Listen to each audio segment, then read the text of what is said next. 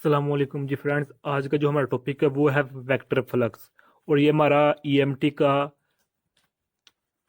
10th lecture है। इसमें हम इंशाल्लाह रहमान वेक्टर फ्लक्स और इसके केसेस के बारे में स्टडी करने की कोशिश करेंगे। ओके, तो ये हमारा इलेक्ट्रिसिटी या मैग्नेटिज्म का 10वां लेक्चर है। ये देख लीजिए, अगर पिछले लेक्चर में हमने ये स्टडी किया हुआ है। अगर आप ये लेक्चर्स देखना चाहते हैं तो डिस्क्रिप्शन में आप लोगों को इनके लिंक्स मिल जाएंगे, तो आपको मिल जाएगा। ओके, तो ये देखिए 9 लेक्चर हमने पिछली वीडियो में ये किया था, इलेक्ट्रिक डाइपोल इन इलेक्ट्रिक एक्सटर्नल इलेक्ट्रिक फील्ड। और आज का जो लेक्चर है वो है vector flux and it's cases है, और नेक्स्ट वीडियो में हम ये देखेंगे। ओके, तो आइए स्टार्ट करते हैं टॉपिक को बकायदा तौर पर। बिस्मिल्लाहिर्रहमानिर्रहीम, सल्लल्लाहु अला मुहम्मद सल्लल्लाहु अलैहि व आलिहि वसल्लम। सबसे पहले हम डेफिनेशन देखते हैं कि जो हमारे पास वेक्टर फ्लक्स है, वेक्टर फ्लक्स की जो डेफिनेशन है वो है क्या। ओके, फिर इसके बाद हम आगे देखेंगे कि इसके जो हमारे पास जो केसेस हैं वो क्या हैं। ओके, तो एक्चुअली जो हमारे पास फ्लक्स है ना, फ्लक्स का वर्ड हमारे पास एक ये लतीनी लफ्ज है। ओके, जिसका मतलब होता है फ्लो करना, किसी चीज का बहाव। ओके हो गया। तो अब इसकी डेफिनेशन है क्या, number of lines passing through a given surface is called vector flux. The number of lines passing through the given surface.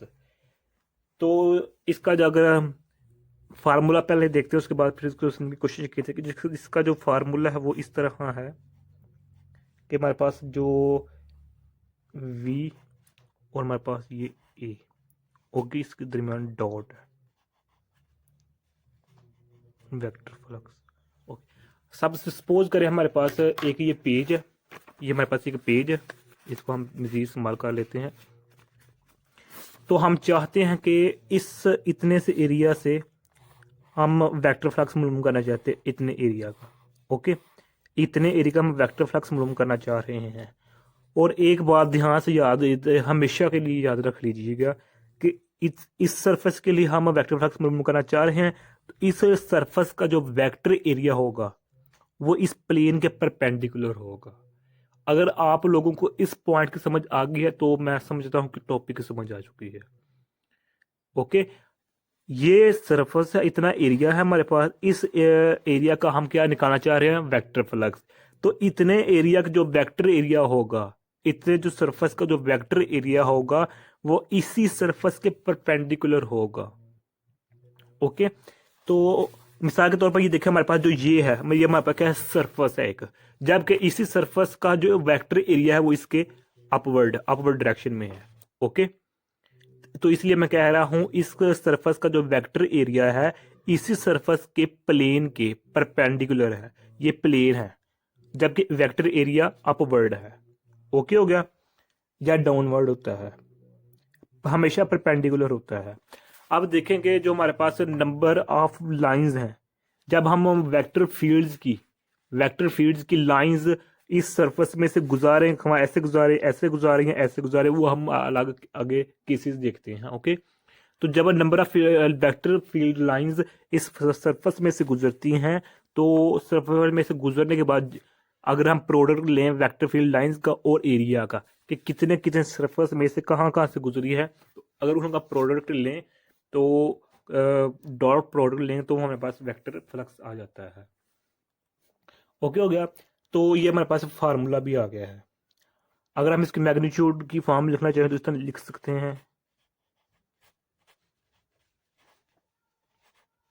इस तरह लिख सकते हैं। ओके हो गया। अब हम इसकी जो केसेस हैं उसकी तरफ आते हैं। इसके जो बुनियादी तौर पर हम वो 3 केस है। पहला केस है कि जब वेक्टर फ्लक्स कब हमारे पास मैक्सिमम होता है। सेकंड केस है जब हमारा डायरेक्टेड फ्लक्स है वो कब मिनिमम होता है। और थर्ड केस है कि जो हमारे पास वेक्टर फ्लक्स है वो कब नाम पता नहीं हो कि वो मैक्सिमम होगा या मिनिमम होगा, इसको हम इंटरमीडिएट का नाम दे सकते हैं। ओके, सबसे पहले हमारे पास जो केस है वो है वेक्टर फ्लक्स कब मैक्सिमम होता है। ओके, तो सबसे पहले हम इधर फार्मूला देखते हैं, फार्मूला लिखते हैं। ये हमारे पास फार्मूला है। ओके, तो हम जानते हैं अगर हम डॉट प्रोडक्ट खत्म करेंगे तो हमारे पास क्या आएगा, V A cos theta. Okay, अगर इधर क्रॉस होता तो मेरे पास इधर साइन आना था। ओके हो गया। तो वेक्टर फ्लक्स मैक्सिमम होने का क्या मतलब है कि इधर हमारे पास जो एंगल होगा वो अगर जीरो होगा हमारे पास, तो हमारे पास वेक्टर फ्लक्स मैक्सिमम हो। क्यों? क्योंकि कॉज जीरो किसकी इक्वल होता है हमारे पास, मान के मैक्सिमम होता है। अगर हमारे पास इधर एंगल सपोज करें कॉज जीरो आ गया तो इसका क्या मतलब हमारे पास जो वेक्टर फ्लक्स होगा वी ए मैक्सिमम आएगा। ओके, अब ये हमारे पास एंगल जीरो कैसे आएगा और किस किस के दरमियान होगा, ये देखिए वेक्टर फील्ड लाइंस और वेक्टर एरिया के दरमियान। वेक्टर फील्ड लाइंस और अगर वेक्टर एरिया के दरमियान एंगल जीरो है तब हमारे पास जो वेक्टर फ्लक्स होगा वो मैक्सिमम होगा। अब इसको हम इस यहां से देखते हैं, ये इसे ले लेते हैं सरफेस हमारे पास। इस सरफेस में हम देख रहे हैं कि हमारे पास वेक्टर फ्लक्स इस सरफेस में से मैक्सिमम कब होता है। ओके, ये सपोज करें हमारे पास जो है ना वेक्टर फील्ड की लाइंस है। ओके, जब ये वेक्टर फील्ड की लाइंस इस सरफेस के वेक्टर एरिया के पैरेलल यानी इस वक्त ऐसे। ओके, जब ये हमारे पास वेक्टर फील्ड की लाइंस इस सरफेस के वेक्टर एरिया, मेरे अल्फाज पर गौर कीजिएगा, वेक्टर एरिया प्लेन के नहीं, प्लेन के परपेंडिकुलर और वेक्टर एरिया के पैरेलल, जब हमारे पास ये वेक्टर फील्ड लाइंस प्लेन के परपेंडिकुलर और वेक्टर एरिया के क्या होंगे, पैरेलल होंगे, उस वक्त हमारे पास एंगल क्या होगा, वो जीरो होगा। जब एंगल जीरो होगा तो कॉस जीरो क्या होता है, मैक्सिमम होता है जीरो एंगल पर। तो उस वक्त हमारे पास जो वेक्टर फ्लक्स होगा वो मैक्सिमम होगा। जो पहले नोट मैंने बात बताई थी उसी को गौर कीजिएगा कि जो एक होता है प्लेन, एक होता है वेक्टर एरिया। ये हमारे पास प्लेन है जबकि वेक्टर इस एरिया इस सरफेस का वो इसके ऐसे है। ओके, अब हम अब ये मेरे पास सेकंड केस है वेक्टर फ्लक्स। ये हमारे पास मिनिमम, इधर हम मिनिमम की बजाय लिख सकते हैं जीरो कब होता है। ओके, ये सेकंड केस है कि जब हमारे पास वेक्टर फ्लक्स होता है वो जीरो कब होता है। तो वेक्टर फ्लक्स हमारे पास उस वक्त जीरो होता है जब हमारे पास एंगल 90 का हो जाए। अब एंगल 90 का होने का क्या मतलब है, ये देखिए कि हमारे पास यही वेक्टर वेक्टर है और सरफेस है। तो जब हमारी वेक्टर फील्ड लाइंस, ये वेक्टर फील्ड लाइंस इस प्लेन के पैरेलल हो जाएंगी और इस वेक्टर एरिया के परपेंडिकुलर हो जाएंगी जब ये वेक्टर फील्ड लाइन, तो एंगल हमारे पास क्या बनेगा, जीरो। दोबारा फिर सुन लीजिएगा, जब हमारा ये वेक्टर फील्ड लाइंस इस सरफेस के प्लेन के पैरेलल और इस वेक्टर एरिया के परपेंडिकुलर होगा तो एंगल जो हमारे पास, चूंकि हमारे पास जो एंगल हमने देखते हैं वो हम देखते हैं वेक्टर एरिया के और वेक्टर फील्ड लाइंस के। चूंकि हमारा वेक्टर फील्ड लाइन इस जानिब है, इस जानिब है, जबकि वेक्टर एरिया हमारे पास अपवर्ड है तो एंगल हमारे पास इधर क्या बन रहा है 90 के। और हमारे पास जो एंगल वेक्टर फील्ड लाइन के दरमियान और जो प्लेन के दरमियान होगा वो जीरो को होगा, लेकिन जबकि परपेंडिकुलर के दरमियान जो एंगल होगा वो वेक्टर एरिया के दरमियान जो होगा एंगल वो 90 का होगा। ओके, तो इधर हमारे पास एंगल क्या हो गया, 90 का हो गया। क्योंकि हम जानते हैं कॉस 90 पर हमारे पास कॉस की वैल्यू क्या होती है, जीरो। तो ये जीरो इधर आ जाएगा, तो ये वी ए इसके साथ होगा, ये इसके साथ मिलकर फिर इसको जीरो बन जाएगा। तो मेरे पास इस तरह वेक्टर फ्लक्स क्या हो जाएगा, जीरो हो जाएगा। अब हम देखते हैं वेक्टर फ्लक्स, ये तो हमने देख लिया वेक्टर फ्लक्स मैक्सिमम को जब हमारे पास वेक्टर फील्ड लाइंस और वेक्टर एरिया एक दूसरे के पैरेलल हों। जबकि एंगल 90 कब होता है, जब हमें वेक्टर फील्ड लाइंस और वेक्टर ए के दरमियान एंगल जो क्या हो 90 का हो। ओके, तो अब हम देखते हैं कि वेक्टर फ्लक्स में जो थर्ड केस है वेक्टर फ्लक्स का, अब हमें इधर नहीं पता लग सकता कि मैक्सिमम हो रहा है या मिनिमम हो रहा है, हमें इसका नहीं पता होता ये मैक्सिमम है या जीरो है। ओके, तो इस केस में क्या होता है, जो हमारे वेक्टर फील्ड लाइन होती है ना इस तरफ होती है, इस ऐसी इस केस में होती है ना इस केस में होती है, बल्कि जो हमारे पास पेज होता है वो दरमियान में अटक जाता है। ये ना ऐसे है बिल्कुल, ना बिल्कुल ऐसे है, बल्कि दरमियान में ऐसे है। जो हमारे वेक्टर फील्ड लाइंस हैं उसके दरमियान वेक्टर फील्ड लाइंस और वेक्टर के दरमियान कुछ एंगल पर वो एंगल ना जीरो होता है और ना 90 होता है। ओके, वो 90 से अबव भी हो सकता है एंगल, इस तरह भी हो सकता है, ऐसे भी हो सकते हैं, और वो एंगल 90 से छोटा भी हो सकता है, जीरो से बड़ा भी हो सकता है। तो ये हमारे पास थर्ड केस होता है। ओके हो गया।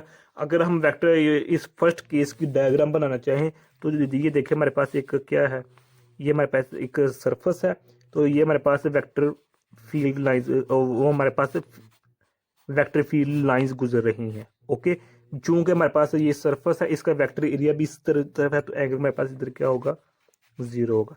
और इस केस में लेना चाहें तो हमारे पास इसको हम इस तरह लिख सकते हैं, जबकि हमारी वेक्टर फील्ड लाइन इस तरह से जानिब है, जबकि हमारे पास वेक्टर एरिया अपवर्ड है, तो इधर एंगल क्या होगा, 90 का होगा। ओके हो गए, ओके हो गया। तो सिमिलरली अगर हम इसे थर्ड केस के लिए अगर लिखना चाहें तो इसमें ना हमारा शेप इस तरह होती है, ना शेप इस तरह होती है।